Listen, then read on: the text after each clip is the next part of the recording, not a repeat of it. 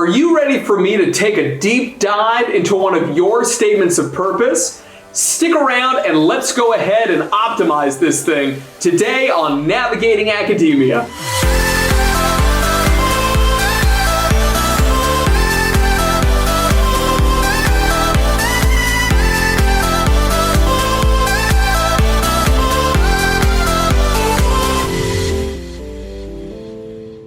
What's up, Navigating Academia family? This is your buddy, Dr. J. Phoenix Singh, coming at you with another episode of Navigating Academia, your leading source for guidance on how to advance your career in academia. Now, before we get started with today's very special episode, what I would love to do is to be able to tell you about our new Patreon community that you can join, the link for which is down below. You'll get access to exclusive content, a one-on-one shout out from me, you get to choose what live stream topics we cover, and you also get discounts off one-on-one coaching with me. Now, today's video is part of a very specific limited series that I've decided to do where I've asked you all to send me copies of your CVs or your statements of purpose, i.e. personal statements, so that I can take a look at them for you if you would like. Now, I'm doing this for two reasons. Number one is because I deeply care about each of you individually, and if you are kind enough to send me those documents, I want to take a look at them for you and try to help you as much as I can. And at the same time, using them to be able to build content is going to help the thousands upon thousands of subscribers that we have to be able to optimize their own CVs and statements of purpose. So that's the reason I'm doing this limited series. But when the limited series ends, if you're still interested in me taking a look at your statement of purpose, I would be delighted to be able to do so. To be able to book a one-on-one session with me, just visit my personal website down below. I have times available every single week, and I'd love to be able to hear from you. So without further ado, let's hop into today's statement of purpose. All right, so let's go ahead and jump right into it. The first thing I'd like to do is to be able to read you the email that the individual who sent me this personal statement had sent along to be able to provide you with some context here. Now, if you happen to also be following the series that I've been doing on CV reviews, you'll notice that this is the personal statement of an individual who also sent me their CV to review. So you may have heard this email before, and if you have not, be sure to check out that video as well. So here we go. It says, "Hi, Dr. Singh. I recently graduated this spring with a Bachelor of Science degree in Computer Science. I am now seeking admission in various Masters of Science programs in Computer Science. I saw your recent video on YouTube and thought I would reach out to you for a CV and personal statement evaluation.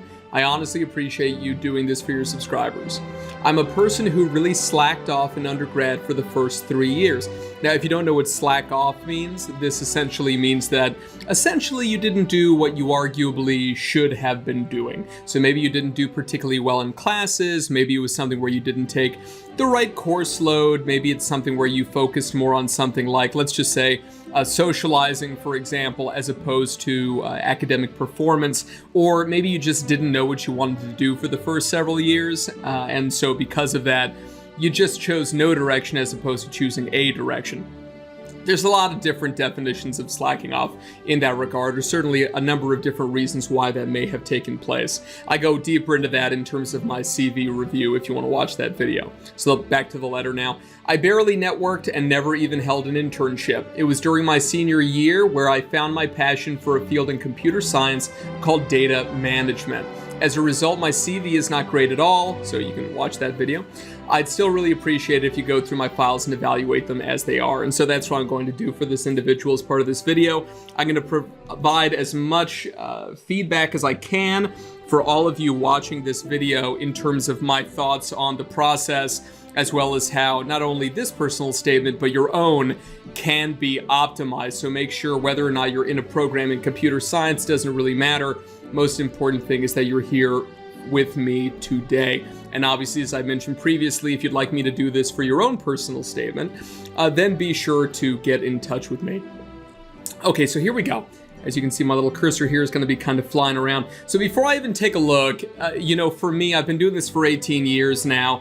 The system that I've developed is basically a 6-paragraph system, starting with basically a narrative introductory, usually 1 paragraph, sometimes 2, usually 1 though gets the job done, which essentially is going to speak to the reader about how on earth you got interested in whatever this career field is, in this case, computer science. For me, it would be clinical psychology. For somebody else, it would be marine biology.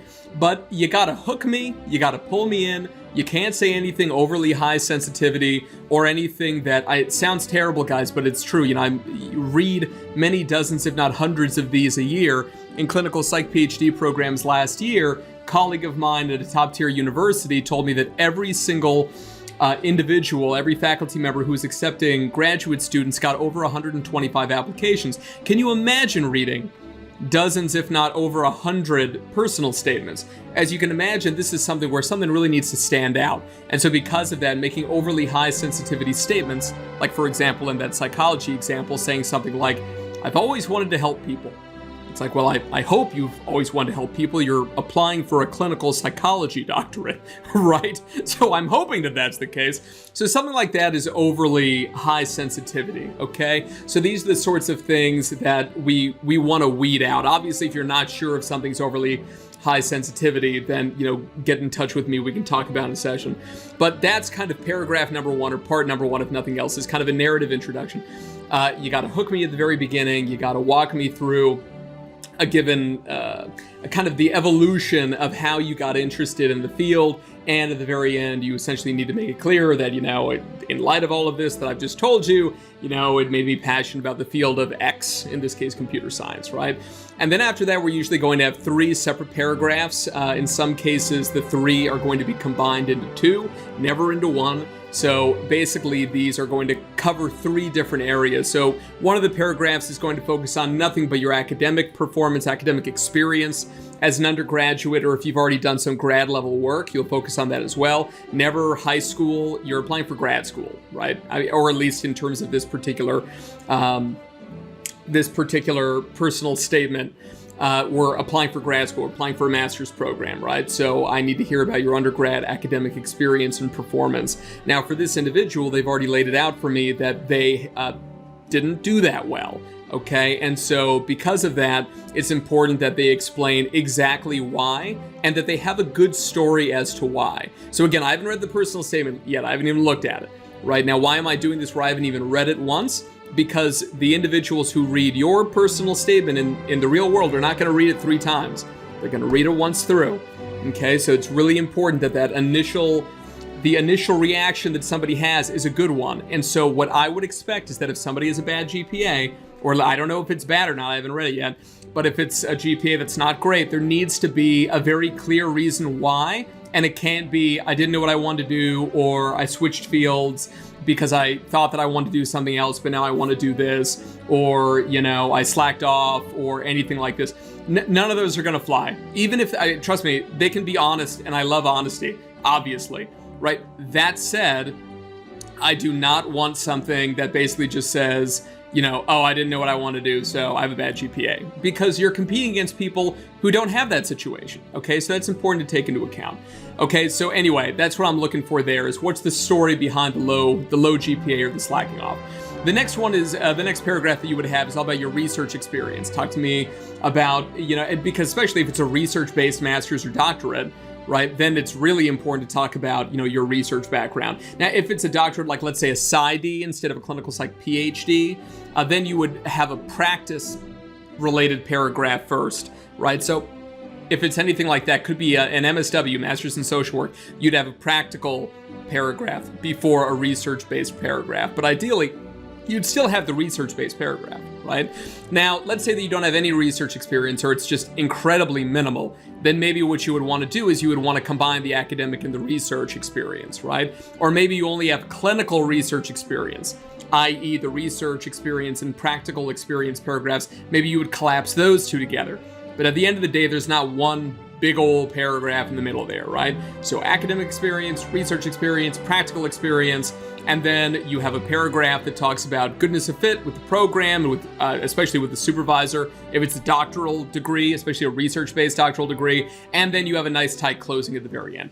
That is the 6, it doesn't have to be 6 paragraphs, but that kind of 6-stage process that I deeply believe in, okay? And if you're interested in learning a lot more about that and going through it for your own personal statement, learning exactly how to do it, like I said, book a session with me. The details are down in the description box below, okay? As well as the beginning of this video. So, okay, personal statement. Here we go. So the first thing that I'm looking at is how long is this thing, right? So I'm going to go ahead, I'm going to zoom out or whatever. So we've got about a 1.5 page personal statement. Like I said, there's no prompt. So this is a little bit difficult for me to look at without a prompt, but I'm just assuming that it's the basic prompt. Most grad schools, ironically, use different wording, but it's the same prompt, which is basically, tell us how you got interested in the field, tell us what you want to do, like in grad school and after you graduate, and tell us why this is the right program for you, something like that, right? Those are kind of the different elements that they're looking for. They can just use totally different language that can be higher sensitivity or higher specificity, right? In nature. But one of the first things that I look for is the formatting, right? So here with the formatting, I don't understand here why we have kind of this big gap down below. I'm glad that the spacing top and bottom, left and right is equal. Okay, that kind of padding is important. I don't understand why, you got two options here, guys, right? First of all, I'm glad that everything is squared up because that looks pretty good, right? The thing that I'm not thrilled with is option number one is to be able to have it so that there's no indentation. If there's no indentation, though, there needs to be a minimum of one full space between the paragraphs. This looks like it's Times New Roman size 12, and then all of a sudden this is like, for some reason, a size 6 gap. You may think that these things are minor to take into consideration. They're not. There's something in terms of a cognitive bias called the beautiful is good effect, i.e. the halo effect. And this is the case where it needs to look quote unquote right. It needs to look high quality, okay? If you're not sure whether or not yours looks high quality, send it to me and we'll talk about it, okay? So those are the gaps, okay? The second thing that I look for is how long in terms of these paragraphs, how long are they, right? Anything that seems like it's only a few sentences long, a few sentences can be fine, but something that's this short, I don't trust it yet. Again, I'm not looking at what's been written. I'm zoomed out first, right? Because that gives me a perception of what's going on. Okay, so that does not seem comprehensive. This seems relatively short. This seems long enough. This seems long enough. The last paragraph is usually only a few sentences, to be fair. So that's what I would kind of expect here, okay?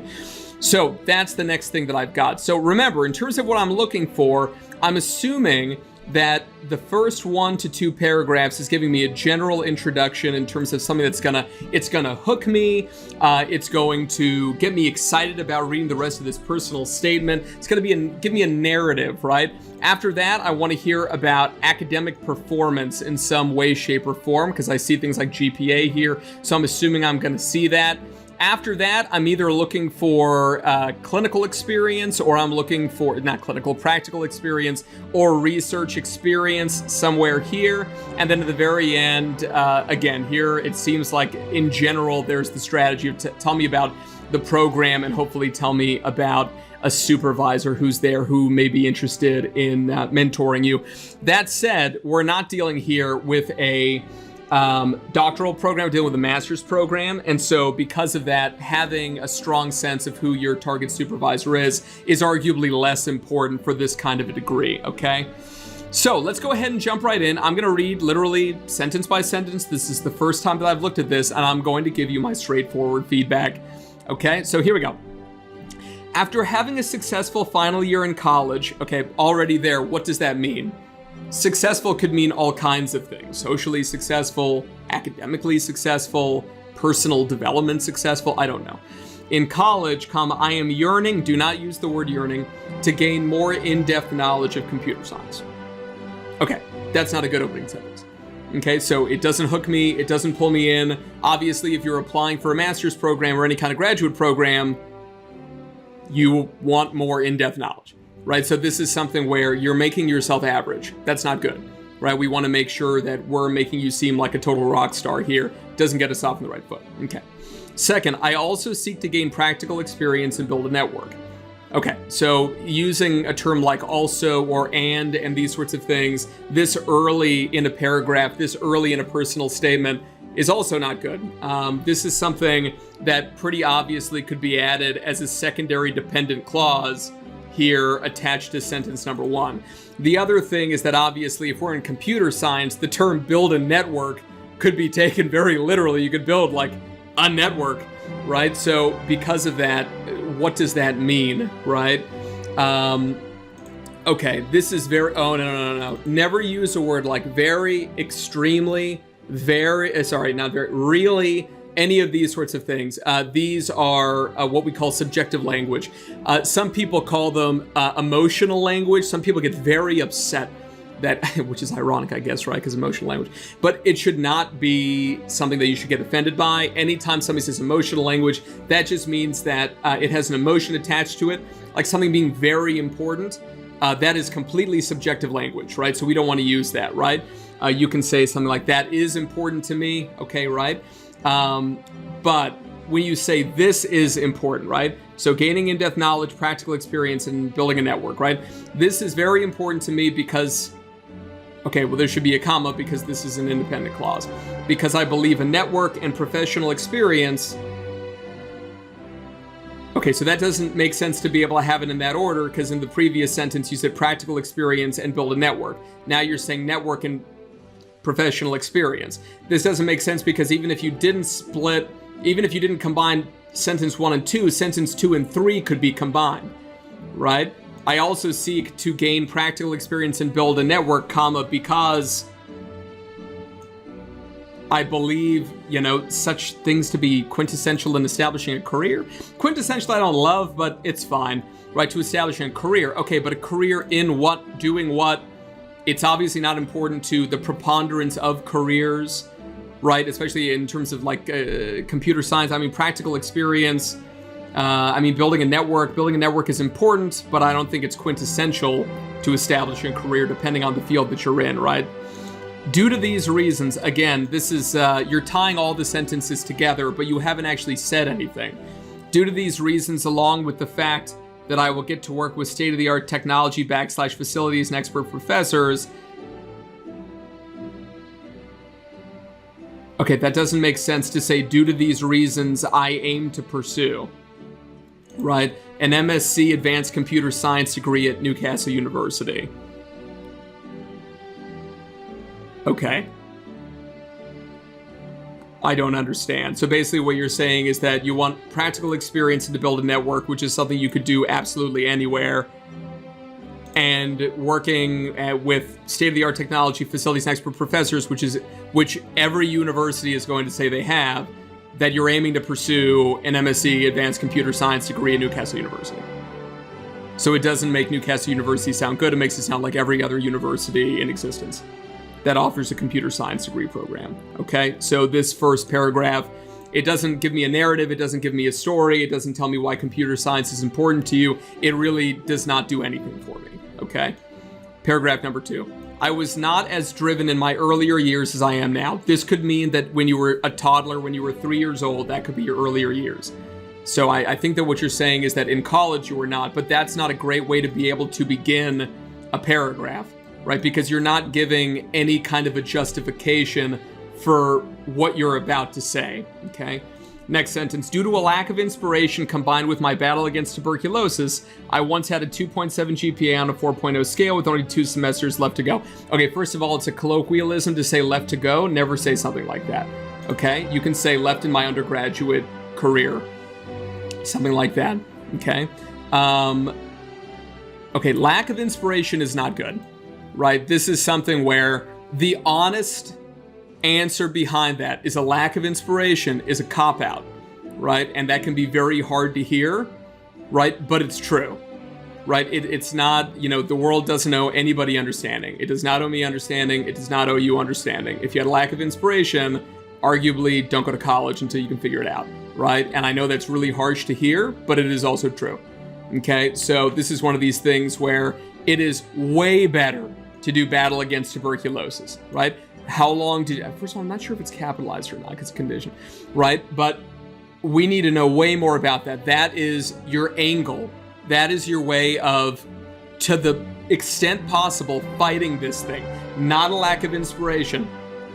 The battle with tuberculosis is what you need to focus on in that second paragraph, okay?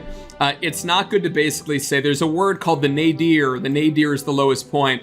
It's not going to impress anyone or help you get in to be able to say, this is how low my GPA was, was 2.7. I was able to overcome my problems through sheer bullheadedness. Okay, sheer bullheadedness is not a good way to be able to communicate, right? The bullheadedness suggests that you're stubborn as well. Stubborn like a bull is the saying, right? And graduate supervisors are not interested in somebody who is stubborn, okay? Don't say procured. A's should be A''S. In the toughest is not a word to use. CS courses, according to who? Throughout my final year, and then these things like database, these sorts of things. This doesn't make any sense. To say like databases, artificial intelligence, these sorts of things, right? Who says that those are the toughest courses? Who says those are the most difficult ones? Who says that? Right? It doesn't make any sense, right? And then we're also going only 2 semesters left, but now all of a sudden we're jumping to my last 2 years. Right, so this is one of these things where the 2 and 2 kind of throws me off, okay? Due to the introduction, comma before it, due to the introduction of my newfound interest mentioned below. Okay, well, don't say mentioned below.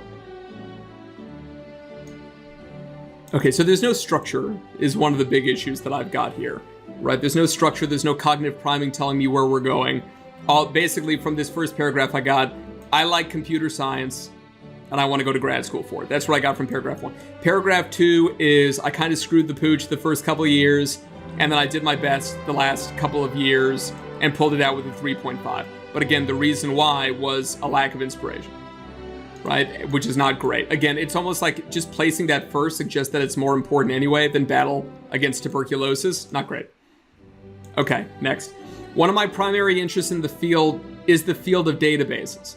I prefer SQL simplicity, straightforwardness, and query-based programming to traditional programming languages. The database course may be realized in my passion lies in data. Nope, delete the whole thing. This is not enough for a paragraph, and it does not say anything unique. This information should be incorporated in a first paragraph where you describe exactly why you're passionate about databases. What got you passionate about databases? And you can't say the database class. Right? Saying that the reason why you're passionate is because you took a class doesn't mean anything. You got to make it into a narrative, okay? And again, I also wouldn't know kind of where you're going after it, right? And also SQL is something that is sufficiently popular, right? And so that's the thing about SQL is that it's not something that's extraordinarily kind of new and cutting edge and these sorts of things. Obviously, you can do a huge amount with it. It's pretty amazing stuff, right? But you just need to take into consideration that this is not necessarily a game-changing thing that you know about SQL and other people don't, okay? Next, my first major project where, as an undergrad, after undergrad, for who, this doesn't make sense, was creating a web-based student information system for a real, well, not for a real high school, it's just for a high school, right? With a team of 4. Team of 4 what? Robots? Human beings? Team of 4 what? Undergraduates, grad students, postdocs? This gave me the experience of applying database concepts practically, working with a team and completing a big task. Okay, don't say big task, right? Under a time constraint. Okay, this literally, the whole sentence is, take it out. Basically, the only thing that it's saying is, I did a project. Because projects have time constraints. You already said you work with a team of 4, so you had that experience. And applying things practically, of course, because you did something with the database, okay? Next, I learned valuable teamwork. Okay, so again with the teamwork, right? Like collaborating on GitHub for centralizing our work, dealing with teammates who had differing opinions. Okay, dealing with is not the best phrasing. Coming to resolutions and optimizing time to meet deadlines. Again, right? So the redundancy is real, right? Optimizing time to meet deadlines, completing a task under a time constraint. It's the same thing again.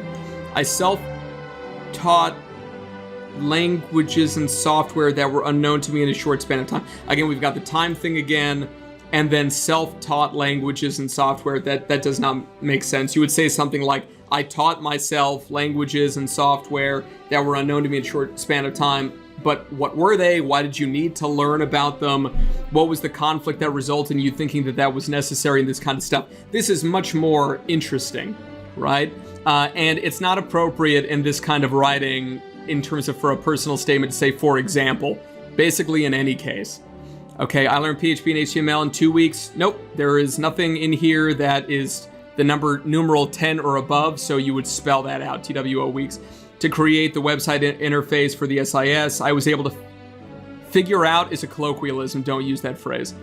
Android Studio's interface in 5 days, again, FIVE, to make a UI for the mobile app version of the SIS. This was the first time no, delete this. It's not appropriate. It does not make you look good at all, okay? Oh no. When all my teammates gave up during the mobile app implement, no. Right? This is you throwing all of your teammates under the bus. We never do that. Take it out. I was the one who stepped up and provided the pseudocode and the Android. Do we need to capitalize Android? Library volley. This doesn't make sense to have a comma here. That was used to connect the different pages on the app to our central database. I enjoyed working on a large-scale project like this, mostly because I enjoyed the feeling of people counting on me. Okay, well, I'm glad to hear that, but you also just threw them under the bus in the last sentence. And figured, we got to stop using words like figured, right? This is a different use of the word, but it's still a colloquialism, that this could be something that I would want to do for the rest of my life. Okay, well, I'm pleased or whatever that you want to do it, right? Again, something like this, if we could get it more into a narrative fashion, that would probably be good for the first paragraph, okay? I have now become fascinated with data and aim to gain deep specialized knowledge in this field. Again, this is redundancy from paragraph number 1 up here. Okay. I want to learn about the latest ways in how data is analyzed, mined, and managed. Again, that would be paragraph 1, the very end of paragraph 1.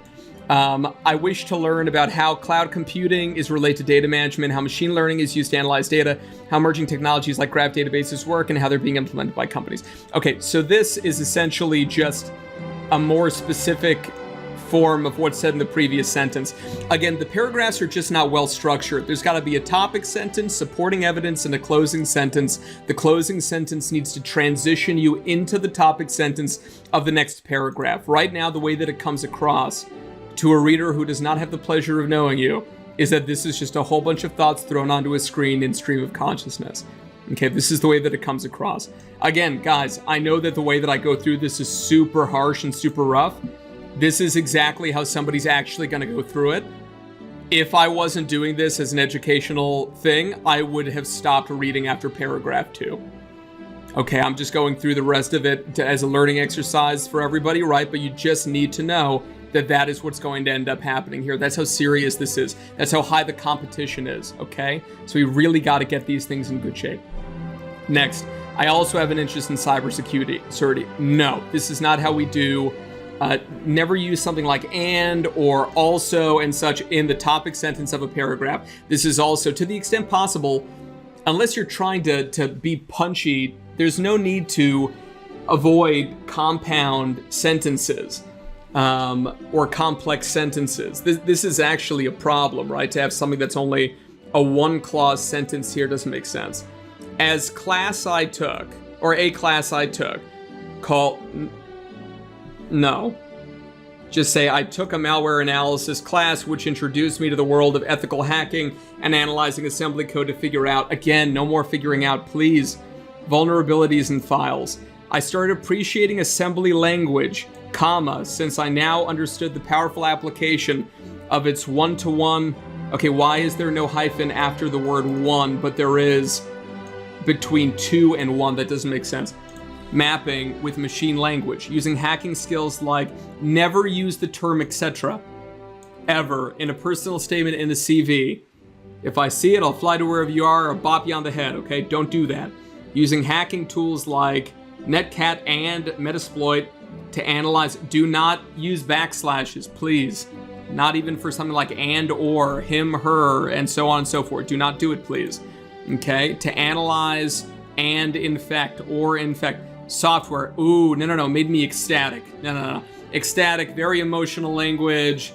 It's just, it's inappropriate. And also this paragraph is kind of coming out of nowhere because above, your whole thing was databases. Databases. You define databases. You're fascinated by data. And now it's coming out of nowhere, cybersecurity.